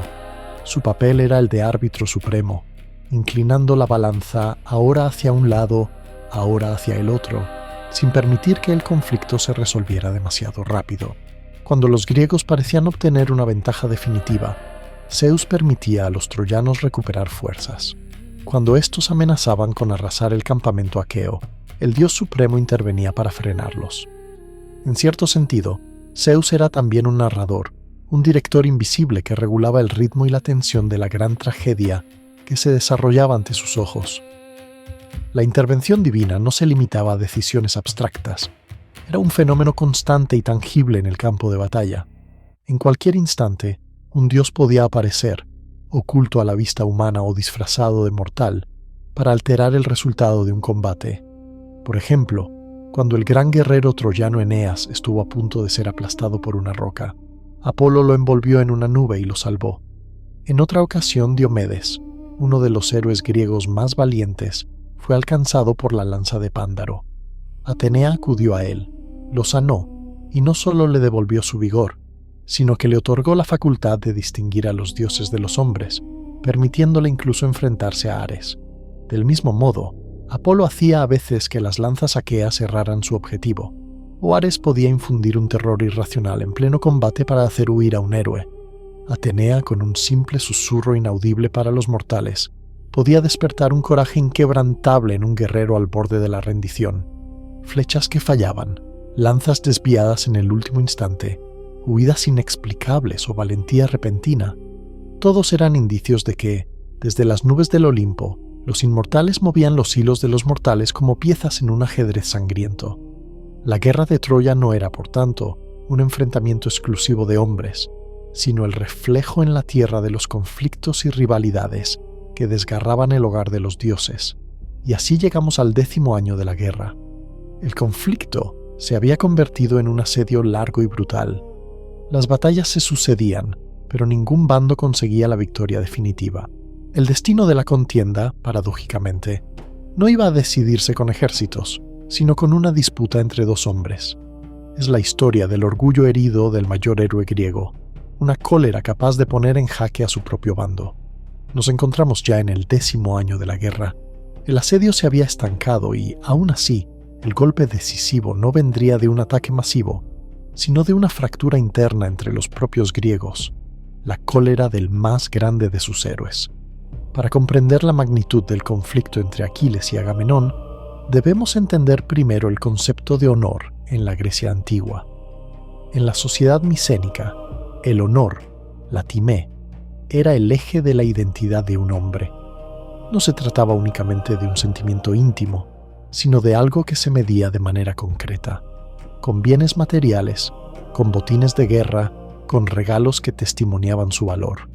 Esos bienes, llamados geras, eran la prueba visible de la valentía y del estatus de un guerrero. Entre esos trofeos, el más preciado solía ser una mujer cautiva, una esclava que no solo servía en lo doméstico, sino que representaba un símbolo vivo de la gloria obtenida en batalla. La cólera de Aquiles, núcleo de la Ilíada, estalla precisamente por dos de estas mujeres, Criseida y Briseida. Tras el saqueo de una ciudad aliada de Troya, el botín se repartió entre los caudillos griegos. Agamenón, jefe de la expedición, recibió a Criseida, hija de un sacerdote devoto de Apolo. Aquiles, por su parte, obtuvo a la hermosa Briseida como recompensa, su geras personal. Ambas cautivas se convirtieron en emblemas del poder y el honor de quienes las poseían, pero el padre de Criseida, desesperado por recuperar a su hija, viajó hasta el campamento griego y suplicó a Agamenón que la liberara, ofreciendo rescate y reverencias. El Rey de Reyes lo despreció con arrogancia, lo insultó y lo expulsó. El anciano, humillado, elevó sus plegarias a Apolo, dios de la luz y del arco. Este, irritado por el ultraje cometido contra su sacerdote, respondió con una venganza implacable. Lanzó una plaga sobre el campamento aqueo. Los soldados comenzaron a morir en gran número, consumidos por una enfermedad invisible. Las piras funerarias se levantaban una tras otra, y el mayor ejército jamás reunido se deshacía sin necesidad de espadas ni lanzas. Se convocó entonces a Calcante, el adivino, para descifrar la causa de aquel desastre. Tras consultar los augurios, reveló la dura verdad. La epidemia no cesaría hasta que Agamenón devolviera a Criseida a su padre. Acorralado por la realidad de la mortandad, Agamenón aceptó a regañadientes devolver a la joven. Sin embargo, su orgullo herido por tener que ceder ante un simple sacerdote lo llevó a buscar compensación. No estaba dispuesto a quedarse sin sujeras, sin el símbolo tangible de su honor. En su soberbia, volvió la mirada hacia Aquiles. Con ira en el rostro, Agamenón le exigió al héroe que le entregara a Briseida el botín que él había ganado con su propia sangre. Alegó que, como comandante supremo, tenía derecho a tomar lo que quisiera para compensar su pérdida. La respuesta de Aquiles fue de indignación absoluta. ¿Cómo podía el rey, que siempre se guardaba la mayor parte del saqueo, arrebatarle al único trofeo que atestiguaba su valor? Briseida no era solo una cautiva, representaba su timé, su dignidad de guerrero. La disputa se convirtió en un choque frontal entre dos titanes. Agamenón, amparado en la autoridad de su cargo, se proclamaba dueño del botín y de las decisiones. Aquiles, el combatiente más temido de su tiempo, le gritaba que era un líder cobarde, incapaz de arriesgar su propia vida y ávido de enriquecerse gracias al sacrificio ajeno. La tensión llegó a tal extremo que Aquiles estuvo a un paso de desenvainar su espada para matar allí mismo a su propio jefe. Solo la intervención repentina de Atenea impidió que la sangre corriera entre los líderes griegos. La diosa, invisible para todos salvo para Aquiles, le instó a contenerse, prometiéndole que algún día se haría justicia. El héroe se vio obligado a guardar la espada, pero el daño estaba hecho. La decisión de Agamenón de arrebatarle a Briseida no era solo un robo, era una humillación pública. Le estaban quitando su Geras, el corazón de su honor. En ese momento, Agamenón se convirtió para Aquiles en el símbolo vivo de la injusticia y de la prepotencia. Con su dignidad hecha añicos, Aquiles tomó una resolución radical. Anunció que no volvería a combatir por los aqueos. Retiraría a sus temibles mirmidones del frente y se apartaría él mismo del combate. Permanecería en su tienda, como un espectador, mirando cómo la guerra seguía sin él. No era un simple capricho, era una venganza cuidadosamente diseñada. Quería que los griegos, y en especial Agamenón, comprendieran el precio de su arrogancia. Quería que los troyanos los destrozaran, que la desesperación obligara a Agamenón a suplicar su regreso, y así lo hizo. A pesar de las súplicas de otros caudillos, entre ellos Odiseo y Áyax, Aquiles se mantuvo firme. Se negó a arriesgar su vida por un rey que no respetaba su honor. La retirada del mejor de los guerreros fue un desastre para los aqueos. Sin él en el campo, los troyanos, guiados por el inquebrantable Héctor, empezaron a ganar terreno. Las líneas griegas flaquearon. El ánimo se hundió y la aparente inevitabilidad de la victoria se difuminó. La cólera de un solo hombre, el orgullo herido del más grande héroe, estuvo a punto de costarle la guerra a toda Grecia. La guerra, tras años de choques indecisos, se había convertido en una marea que subía y bajaba sin arrastrar aún la victoria hacia un lado definitivo. En medio de ese equilibrio frágil, surgió la idea de resolver el conflicto no con un enfrentamiento masivo, sino con duelos entre campeones. El destino de miles quedaría así en manos de unos pocos. El primer duelo importante apuntó directamente al origen de la contienda, el rapto de Helena. Menelao, rey de Esparta, cuya alma ardía con la rabia del marido deshonrado, desafió a Paris, el príncipe troyano que había provocado la guerra con su atrevimiento. El acuerdo entre ambos ejércitos era claro: quien venciera en el combate conservaría a Helena y la guerra terminaría. Si Menelao ganaba, Troya devolvería a la reina y ofrecería compensaciones. Si Paris resultaba vencedor, los griegos se retirarían humillados. Ambos bandos invocaron a los dioses como testigos de aquel pacto. Todo parecía encaminado a una resolución honorable. El duelo comenzó. Paris, aunque hermoso y distinguido, carecía del vigor marcial de Menelao, curtido en muchas batallas. El combate fue desequilibrado desde el inicio. Paris lanzó su lanza, que rebotó inofensivamente contra el escudo de Menelao. Este, en cambio, arrojó su arma con una furia acumulada durante años. La lanza atravesó el escudo troyano y la coraza de Paris, que solo se salvó por un movimiento rápido en el último instante. Menelao desenvainó su espada y golpeó el casco de su rival con tal fuerza que lo partió en varios fragmentos. Después lo sujetó por la correa del casco y comenzó a arrastrarlo hacia las filas griegas, dispuesto a degollarlo delante de todos. Parecía que el duelo, y con él la guerra, acabarían allí. Sin embargo, Afrodita no estaba dispuesta a permitirlo. La diosa, que había prometido a Paris el amor de Helena y lo había protegido desde el inicio, intervino. En un suspiro invisible, rompió la correa del casco que Menelao sostenía. El rey quedó con el casco vacío entre las manos, mientras Afrodita envolvía a Paris en un velo de niebla y lo transportaba de vuelta a la seguridad de la ciudad. El combate se dio por concluido, no con honor, sino por una intervención tramposa. Menelao, furioso, clamó contra los dioses por su intromisión. El duelo que debía traer la paz no hizo más que avivar el odio en ambos lados. La guerra continuó. No pasó mucho tiempo antes de que se acordara otro duelo singular. Esta vez se enfrentarían a los dos mayores guerreros de cada bando, excluyendo a Aquiles, aún retirado. De un lado se alzó el noble Héctor, comandante troyano. Del otro, el formidable Áyax, el más fuerte de los griegos después de Aquiles. Este combate no nacía de la vanidad, sino del respeto al valor. Era un encuentro entre dos colosos que representaban el orgullo militar de sus pueblos. Lanzaron sus jabalinas una y otra vez. Los choques de bronce resonaban como truenos sobre el campo. Héctor, veloz y hábil, intentaba encontrar una fisura en la defensa titánica de Áyax, cuya fuerza contenía cada embate. Pasaron las horas y ninguno de los dos pudo inclinar el combate a su favor. Al caer la noche, los heraldos de ambos ejércitos intervinieron por temor a que la oscuridad desatara una carnicería descontrolada. Se decretó el fin del duelo. Sin vencedor ni vencido, Héctor y Áyax se miraron con reconocimiento. Habían medido sus fuerzas y sabían, en su fuero interno, que ninguno era inferior al otro. Como signo de respeto mutuo, Héctor obsequió a Áyax una espada ornamentada. El griego, a su vez, entregó al príncipe un cinturón de guerrero.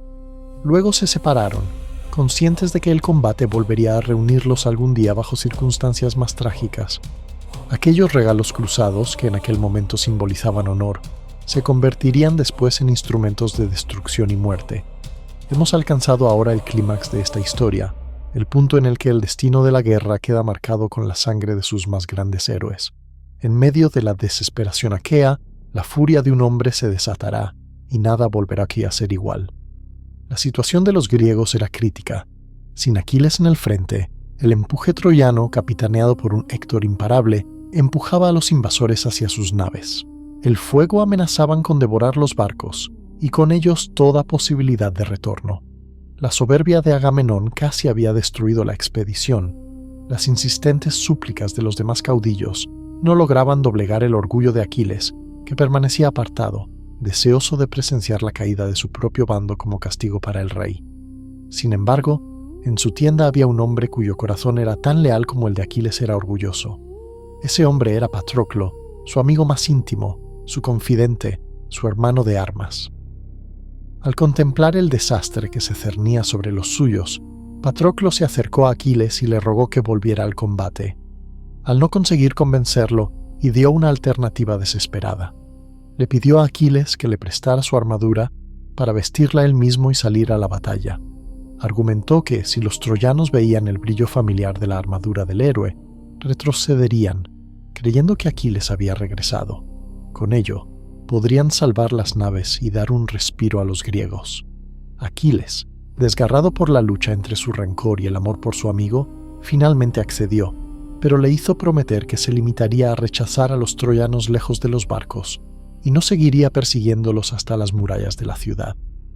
Patroclo se vistió con la armadura de Aquiles y se lanzó al combate. El efecto psicológico fue inmediato. Los troyanos, convencidos de que el temible Aquiles había vuelto, se llenaron de terror y comenzaron a retirarse. Los griegos, revitalizados por la aparente presencia de su campeón, avanzaron con renovada ferocidad, persiguiendo a sus enemigos hasta las puertas mismas de Troya. Embriagado por el éxito, Patroclo olvidó las instrucciones de Aquiles. La euforia lo llevó a internarse demasiado en las filas enemigas. En el momento culminante de su breve gloria, se encontró cara a cara con Héctor. El príncipe troyano, sin saber que no estaba frente al verdadero Aquiles, se batió contra él. El duelo terminó con la lanza de Héctor hundiéndose en el cuerpo de Patroclo. Creyendo haber matado al mayor enemigo de Troya, Héctor despojó el cadáver de la armadura, sin darse aún cuenta de que acababa de encender la hoguera de la mayor furia que el mundo vería en esa guerra. La noticia de la muerte de Patroclo cayó sobre Aquiles como un rayo, destrozando su alma.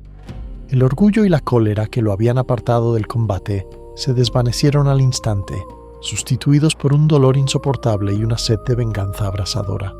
Se revolcó en el suelo, se cubrió de ceniza, y su grito de duelo fue tan desgarrador que su madre Tetis lo oyó desde las profundidades del mar. Tetis subió para consolarlo, y con la ayuda del dios herrero Hefesto, mandó forjar una nueva armadura digna del más grande de los héroes, un conjunto de armas que brillaba como ningún otro. Aquiles se ciñó su nueva panoplia con un solo propósito en mente: matar a Héctor. Ya no le importaba su disputa con Agamenón ni la pérdida de Briseida. Lo único que lo movía era la necesidad de vengar a su amigo. En un extraño gesto de distanciamiento, devolvió a Briseida sin rencor, como si la guerra que realmente le importaba ya no tuviera nada que ver con mujeres o botines. Cuando Aquiles regresó al campo de batalla, no lo hizo como defensor de los aqueos, sino como encarnación de la venganza pura. Su vuelta llenó de esperanza al ejército griego, pero llenó de horror a los troyanos. La matanza que siguió fue tan brutal que los ríos se tiñeron de sangre. Aquiles se convirtió en una tormenta imparable, arrasando con todo a su paso. El duelo final entre Aquiles y Héctor es el punto culminante de la Ilíada. Héctor, el noble protector de Troya, el único que aún podía plantarle cara al colérico héroe, se encontró solo ante su destino. Desde las murallas, su esposa Andrómaca y el anciano Príamo le suplicaban que se refugiara dentro de la ciudad, pero el sentido del deber y el honor de Héctor fueron más fuertes que su miedo. Decidió quedarse afuera, esperando a Aquiles. Cuando el griego apareció en el horizonte, con su armadura flamante y su lanza presta, incluso el valiente Héctor sintió terror y por un momento huyó. Aquiles lo persiguió 3 veces alrededor de las murallas de Troya, mientras los troyanos observaban la escena con el corazón encogido. Al fin, exhausto, Héctor se detuvo para enfrentar el final que intuía inevitable. Fue en ese instante cuando los dioses volvieron a intervenir con engaño. Atenea, protectora de los griegos, adoptó la forma de Deífobo, hermano de Héctor, y se le acercó para asegurarle que pelearía a su lado. Con ese aliento, Héctor reunió de nuevo su valor y plantó cara a Aquiles. Pero, al lanzar su lanza y esperar la ayuda de su supuesto hermano, descubrió con horror que estaba solo. Deífobo no estaba allí. Se dio cuenta de que los dioses lo habían engañado. El enfrentamiento fue breve. La lanza de Aquiles encontró el único punto vulnerable en la armadura de Héctor, atravesando su cuello sin tocar la cabeza ni el tronco para que aún pudiera hablar. Con la muerte del mayor héroe de Troya, cabría esperar que la ira de Aquiles se apaciguara, pero su sed de venganza lo llevó más lejos. En un acto de ferocidad atroz, ató el cadáver de Héctor al carro y lo arrastró alrededor de las murallas, ante la mirada desesperada de su familia y de todo el pueblo troyano. No se conformó con matarlo, quiso humillar su memoria. Desde lo alto de la muralla, el anciano Príamo contemplaba cómo el cuerpo de su hijo era profanado. Devastado, se armó de un valor casi imposible y, amparado por Hermes, se infiltró en el campamento griego. Llegó hasta la tienda de Aquiles, se postró ante él y le suplicó que le devolviera el cuerpo de Héctor. En uno de los momentos más conmovedores de toda la epopeya, el corazón endurecido de Aquiles se ablandó. Reconoció en el dolor de Príamo el propio sufrimiento de su padre, y por primera vez en mucho tiempo vio en el troyano a un ser humano, no a un enemigo. Conmovido, devolvió el cadáver y concedió una tregua de 11 días para que se celebraran los funerales con todos los honores. La furia de Aquiles, al menos por un instante, se calmó. Pero la muerte de Héctor era ya la sentencia pronunciada sobre Troya. Sin su campeón, las murallas estaban moralmente derrumbadas, incluso antes de caer en la realidad. El campo de batalla se había convertido en escenario de la ira y la venganza de Aquiles. Su furia había quebrado el ejército troyano, pero el héroe mismo no estaba destinado a sobrevivir mucho más tiempo. El hilo de su vida, marcado por una profecía implacable, estaba a punto de cortarse en el pico de su gloria. Tras el funeral de Héctor, la guerra se reanudó. Los griegos, envalentonados por la furia desatada de Aquiles, redoblaron su ofensiva. El héroe mató a Pentesilea, reina de las Amazonas, que había venido en ayuda de Troya. También abatió a Memnón, rey de Etiopía, otro gran campeón llegado en socorro de la ciudad. Nadie, entre los mortales, podía igualar a Aquiles en combate. Los troyanos, una vez más, tuvieron que refugiarse tras sus murallas. Y en lo alto de esas defensas estaba el hombre cuya arrogancia había iniciado todo este derramamiento de sangre, París. A diferencia de Héctor, París no destacaba por su coraje cuerpo a cuerpo. Su talento residía en el manejo del arco, un arma que muchos guerreros consideraban menos honorable que la lanza o la espada. Y, sin embargo, fue precisamente esa arma indigna la que el destino emplearía para acabar con el más grande de los héroes. Mientras Aquiles avanzaba devastando a los defensores, París lo observó desde una posición segura en las murallas. Tensó la cuerda de su arco y dejó volar una flecha que, por sí sola, habría tenido pocas posibilidades contra la armadura divina del héroe. Pero Apolo, deseoso de vengar la muerte de Héctor y de castigar la soberbia griega, guió el proyectil con precisión sobrenatural. La flecha atravesó el aire y se clavó en el único punto vulnerable de Aquiles, su talón, por donde su madre lo había sostenido al sumergirlo en las aguas del Estigia, dejándolo invulnerable en todo el cuerpo excepto allí. El grito de Aquiles no fue solo de dolor físico, sino de rabia ante una muerte que consideraba indigna. El guerrero que había derrotado a los más grandes campeones troyanos caía por una flecha disparada desde lejos por un hombre al que despreciaba como cobarde y guiada por la mano invisible de un dios. Murió en el apogeo de su fama, cumpliendo la profecía de una vida corta y gloriosa, pero de una manera que subrayaba la ironía trágica del destino. Con la desaparición de Aquiles, el ejército griego quedó profundamente conmocionado. El hueco que dejó era inmenso, imposible de llenar con un solo hombre. Sin embargo, la guerra continuó. La posesión de su armadura, forjada por un dios y símbolo palpable de su grandeza, se convirtió en el siguiente motivo de disputa entre los propios griegos. En el funeral de Aquiles, sus cenizas fueron depositadas junto a las de su inseparable amigo Patroclo. Y mientras el humo del sacrificio se elevaba, surgió una pregunta delicada. ¿Quién debía heredar sus armas? No se trataba solo de equipamiento militar, sino del legado del mayor héroe de Grecia. Dos colosos reclamaron ese honor, Áyax el Grande y Odiseo. Áyax, por su valor y por ser el segundo mejor guerrero tras Aquiles, se consideraba el heredero natural. Había defendido el cuerpo caído de Aquiles con una valentía extraordinaria, arriesgando su vida para que no fuera profanado por los troyanos. Para él, su sangre noble, su fuerza y su historial de servicio eran argumentos incontestables. Odiseo, en cambio, sostenía que las hazañas no se limitaban al combate físico. Alegaba que la guerra de Troya no podía comprenderse sin la astucia, sin las ideas estratégicas que él había aportado en tantos momentos cruciales. Recordó a todos su papel en el juramento de Tíndaro, en el descubrimiento de Aquiles en Esciros y en numerosas maniobras que habían sostenido al ejército durante años. Sostenía que el ingenio podía ser tan importante como el valor bruto, y que por ello merecía las armas. Incapaces de decidir, los líderes aqueos organizaron un juicio. Ambos héroes expusieron sus razones ante la asamblea. Áyax habló desde la fuerza de los hechos, sus batallas, su linaje, su lealtad. Odiseo, con una retórica brillante, enumeró cada una de sus contribuciones con habilidad persuasiva. La mayoría, ya sea por genuina convicción o por envidia hacia la fuerza de Áyax, falló en favor de Odiseo. La armadura sería suya.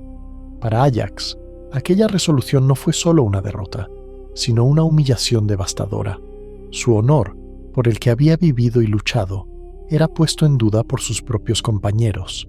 Había arriesgado su vida por el cadáver de Aquiles para después ver cómo otro se quedaba con la gloria.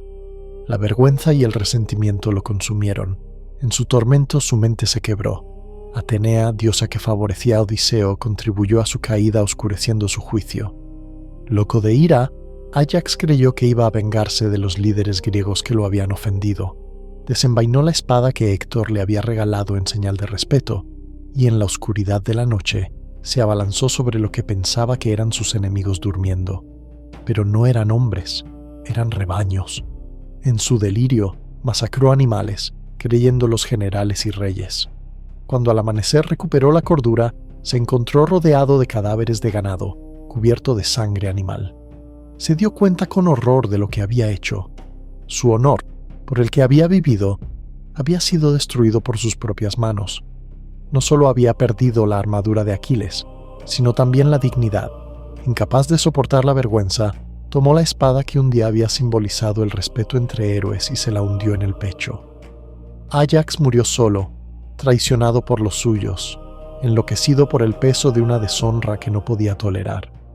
La muerte de Áyax fue el segundo golpe mortal para el ejército griego. 2 de sus mayores campeones habían sido aniquilados, uno por el destino y otro por la traición y el resentimiento. La guerra, que se acercaba lentamente a su conclusión, estaba empapada de tragedia en ambos bandos. La fuerza bruta había fallado.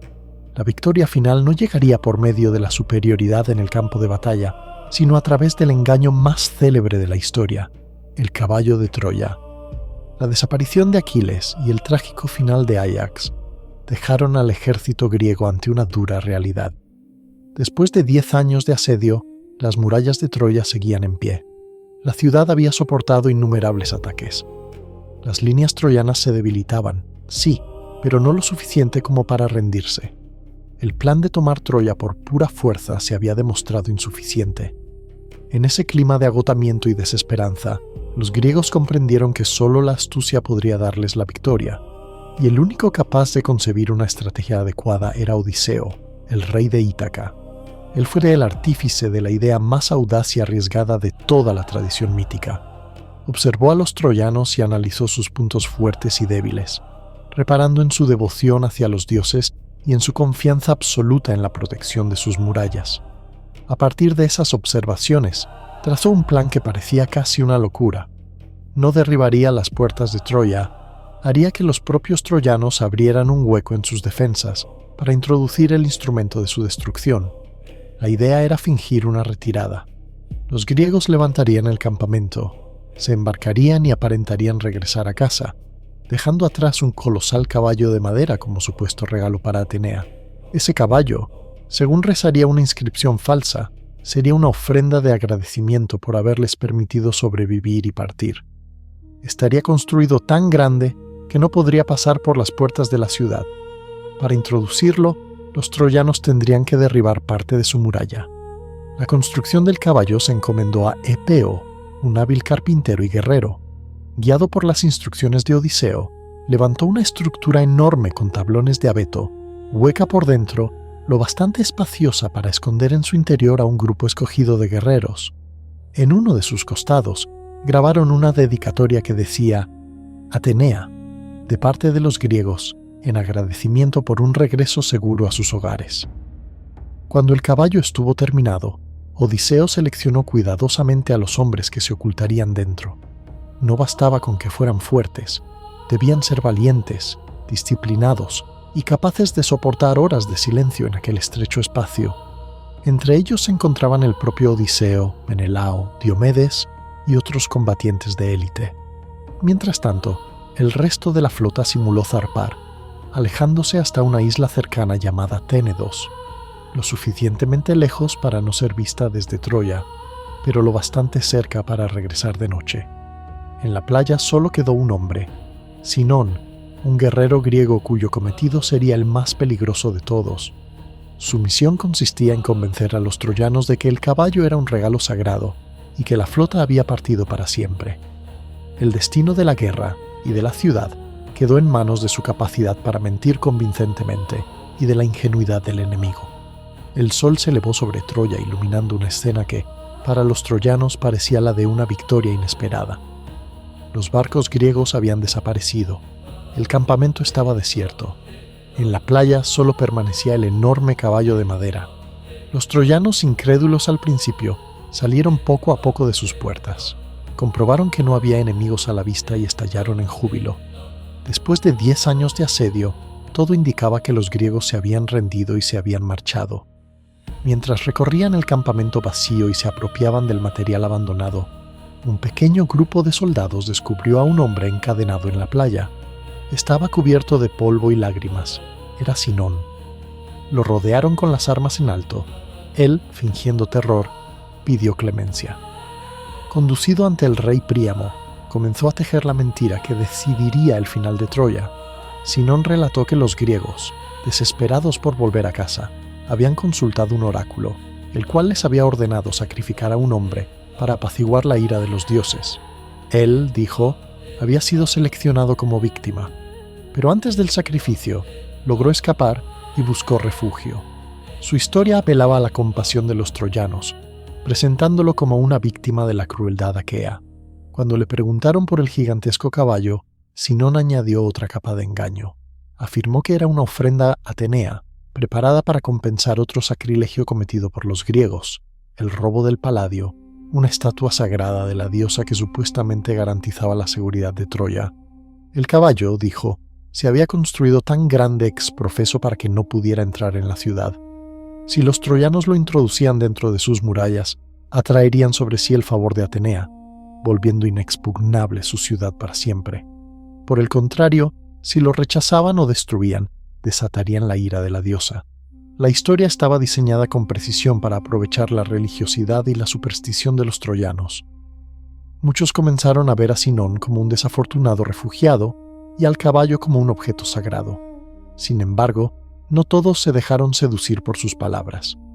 Entre las voces discordantes se alzó la de Laocoonte, sacerdote de Apolo, quien sospechaba que detrás de todo aquello se ocultaba una trampa. Laocoonte, al contemplar el caballo, no vio una ofrenda, sino un ardid. Lleno de preocupación, se dirigió a sus compatriotas y en un grito que la tradición conservaría para siempre, les advirtió: «Desconfío de los griegos, incluso cuando traen regalos». No se limitó a alzar la voz. Tomó una lanza y la arrojó contra el flanco de la estructura. El impacto resonó hueco, revelando que el interior no era sólido. Por un instante, el silencio se apoderó de la playa. Era como si la verdad estuviera a punto de salir a la luz. Pero, en ese momento crucial, los dioses volvieron a intervenir. Desde el mar surgieron 2 gigantescas serpientes enviadas por Poseidón. Se dirigieron directamente hacia Laocoonte y sus 2 hijos, que lo acompañaban. Las criaturas se enrollaron a su alrededor y los estrangularon sin piedad, mientras los mordían con sus colmillos. Los gritos de agonía del sacerdote y de los niños resonaron como un presagio terrible. Los troyanos, en lugar de interpretar aquello como un castigo contra su ceguera, creyeron que Laocoonte había sido castigado por atreverse a atacar un objeto sagrado. Vieron en su muerte una confirmación de que el caballo estaba consagrado a los dioses. Con la caída de Laocoonte, cayó también la última voz de la razón en Troya. Convencidos ya por completo, los troyanos tomaron la decisión que sellaría su destino. Derribaron una sección de sus propias murallas, las mismas que los habían protegido durante una década, para poder arrastrar el caballo hacia el interior de la ciudad. Entre cantos, risas y celebraciones, introdujeron en el corazón de Troya el instrumento mismo de su ruina. La jornada terminó con una fiesta desbordante. Creían haber vencido a los griegos gracias a la resistencia de sus murallas y al favor de los dioses. Encendieron hogueras, organizaron banquetes y bebieron vino hasta la madrugada.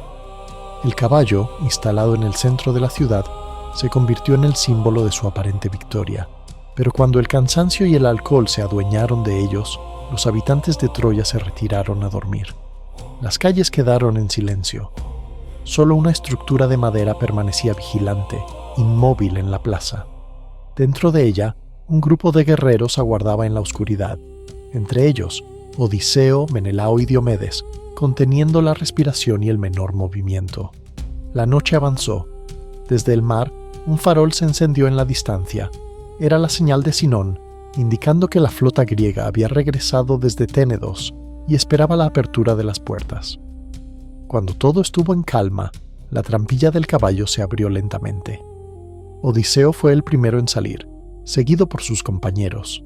Se deslizaron como sombras entre las casas dormidas, matando a los pocos guardias que encontraron. Su objetivo inmediato no era sembrar el caos, sino abrir las puertas de la ciudad. Se acercaron sigilosamente a las murallas, eliminaron a los centinelas somnolientos y descorrieron los cerrojos. En ese momento, la armada griega irrumpió por fin en Troya. El despertar de los troyanos fue una pesadilla. Primero vieron las llamas. Los griegos prendieron fuego a la ciudad desde varios puntos. El resplandor rojizo iluminó las calles mientras hombres, mujeres y niños se levantaban en confusión. Los guerreros aqueos, desatados, se lanzaron sobre ellos con espadas y lanzas. La matanza fue total. Las murallas que durante años habían resistido todos los asaltos no sirvieron de nada una vez que el enemigo estaba ya dentro. Los troyanos, aturdidos, apenas tuvieron tiempo de comprender lo que ocurría. Descubrieron demasiado tarde que habían introducido al enemigo en el corazón mismo de la ciudad. El caballo no era un obsequio de los dioses, sino una artimaña mortal. La guerra, que se había prolongado una década, terminó aquella misma noche, no con un duelo de honor entre campeones, sino con una traición magistral. Cuando amaneció, Troya no era más que un montón de ruinas humeantes. El humo se elevaba hacia el cielo como un último lamento. La ciudad había caído. La victoria griega, sin embargo, no fue un triunfo limpio. El saqueo de Troya fue brutal, sin moderación ni piedad. Los templos fueron despojados de sus tesoros y profanados, los palacios destruidos, las casas incendiadas. Los hombres fueron asesinados indiscriminadamente. Las mujeres y los niños se convirtieron en esclavos, repartidos como botín entre los vencedores. La venganza acumulada durante 10 años se desató en una orgía de violencia descontrolada. El destino de las princesas troyanas concentró de manera dolorosa la tragedia de la ciudad. Hécuba, la anciana reina y madre de Héctor, Paris y tantos otros, vio cómo su familia y su mundo eran aniquilados. Fue tomada como esclava y, según algunas versiones, enloqueció hasta transformarse, simbólicamente, en una perra rabiosa, imagen extrema de la desesperación. Casandra, la hija de Príamo dotada con el don y la maldición de la profecía, fue tomada como concubina por Agamenón. Ella, que había advertido en vano contra el caballo de madera, también previó su propia muerte. Sabía que sería asesinada al regresar a Micenas, víctima de la ira de Clitemnestra, la esposa del rey.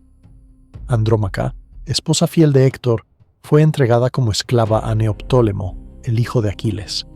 Había perdido al esposo, al hijo Astianacte, arrojado desde lo alto de las murallas, y ahora se veía obligada a servir al descendiente del hombre que había matado a su marido. Políxena, la hija menor de Príamo en algunas tradiciones, fue sacrificada sobre la tumba de Aquiles por el mismo Neoptólemo, como ofrenda para apaciguar el espíritu del héroe difunto.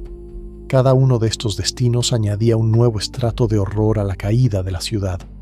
La muerte más simbólica, quizás, fue la del propio Príamo. El anciano rey, tras perder a casi todos sus hijos y contemplar su ciudad en llamas, buscó refugio en el altar de Zeus dentro del palacio, abrazado a los restos de su linaje.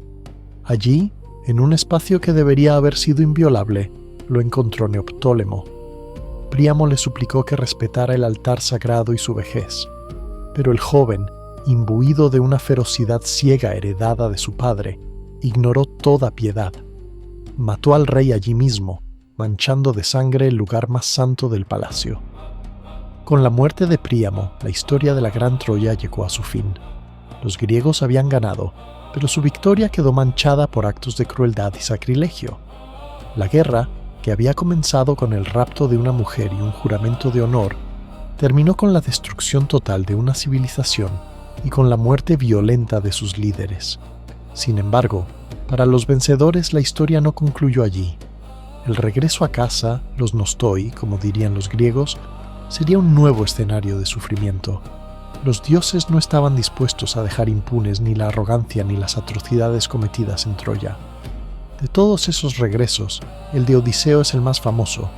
El mismo hombre que había ideado el caballo de madera tardó otros 10 años en volver a Ítaca. Su viaje fue una sucesión de pruebas, castigos y tentaciones, muchas de ellas consecuencia directa de la ira de Poseidón, ofendido porque Odiseo había cegado a su hijo, el cíclope Polifemo. Monstruos marinos, islas encantadas, hechiceras como Circe, el canto seductor de las sirenas, el paso entre Escila y Caribdis. Cada episodio fue un recordatorio de que, incluso para el más astuto de los hombres, desafiar a los dioses tenía un precio altísimo. El regreso de Agamenón fue aún más trágico. Tras ver arder Troya y llevar consigo a Casandra como concubina, regresó a Micenas convencido de que lo esperarían con honores. Lo que ignoraba era que Clitemnestra, su esposa, no había olvidado el sacrificio de Ifigenia. Durante su ausencia, había tomado como amante a Egisto, y juntos tramaron su venganza. A la vuelta del rey, lo recibieron con fingido afecto, tendiéndole alfombras púrpuras y agitándole honores vacíos.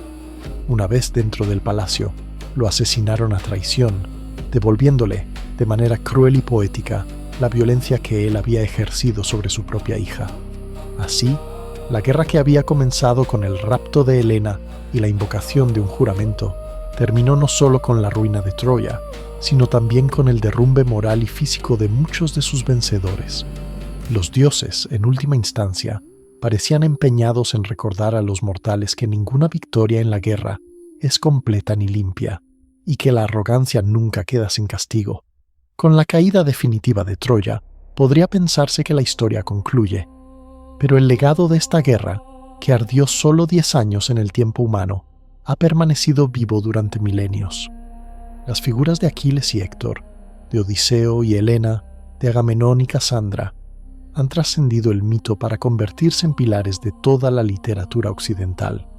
La Ilíada y la Odisea, atribuidas al enigmático Homero, no son meras narraciones de dioses y héroes, sino profundos estudios sobre los defectos y virtudes del ser humano. La Ilíada explora el peso del orgullo, mostrando cómo la soberbia puede arruinar incluso a los más grandes. La Odisea, por su parte, relata la perseverancia del espíritu, la inteligencia y la paciencia necesarias para superar una larga serie de adversidades.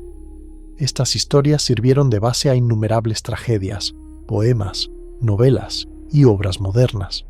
Los arquetipos que en ellas aparecen, el guerrero indomable, el estratega astuto, la reina traicionada, el viejo rey derribado, siguen vigentes, porque siguen hablando sobre lo que somos. Durante mucho tiempo, muchos creyeron que la guerra de Troya era solo un mito, un relato fabuloso sin conexión con la realidad. Pero en el siglo XIX, un arqueólogo visionario y polémico llamado Heinrich Schliemann se empeñó en demostrar lo contrario. Convencido de que los poemas de Homero escondían un núcleo histórico, viajó a Anatolia y llevó a cabo excavaciones en un lugar identificado como la antigua Troya. Sus métodos fueron cuestionables, pero sus hallazgos resultaron sorprendentes. Descubrió restos de una ciudad fortificada, destruida varias veces por incendios y guerras. Su trabajo no probó todos los detalles del mito, pero sí mostró que, detrás de la leyenda, había existido una ciudad real que había sufrido asedios y destrucción. La frontera entre ficción e historia, desde entonces, quedó más difusa. La historia de la guerra de Troya nos deja una meditación amarga sobre la naturaleza humana. Nos recuerda que la arrogancia, la de Agamenón al desafiar a los dioses, la de Paris al raptar a Helena, la de tantos héroes que antepusieron su orgullo a la paz, puede desencadenar catástrofes de dimensiones incalculables. Nos enseña que el honor, ese valor tan fundamental para los héroes, puede convertirse en un arma de doble filo. Da sentido a la vida, pero también puede conducir a la perdición, como ocurrió con la cólera de Aquiles. Y por encima de todo, insiste en una verdad dura. La guerra es una fuerza devastadora que no distingue entre vencedores y vencidos. Troya fue destruida, sí, pero los griegos también pagaron un precio terrible. Troya fue, en su momento, una ciudad poderosa. Hoy, su mayor legado no está en las piedras enterradas, sino en su historia. Una historia que, siglos después, sigue susurrándonos desde el pasado, recordándonos los peligros del orgullo desmedido, de la venganza, de la violencia elevada a virtud. Susurros del pasado espera que este relato, largo como una noche en vela, haya acompañado tu mente y tu descanso, que estas viejas voces, traídas desde el eco de la antigüedad, te hayan ayudado a relajarte mientras te adentras en la historia. Aquí termina nuestro viaje por la guerra de Troya, pero no el viaje por las historias del mundo. Soy Susurros del Pasado, tu compañero en estas horas silenciosas. Si este susurro te ha gustado, deja que vuelva a encontrarte en otra noche, en otro relato, en otra aventura que nos ayude, juntos, a entender un poco mejor el ayer y con ello nuestro propio presente. Hasta la próxima travesía.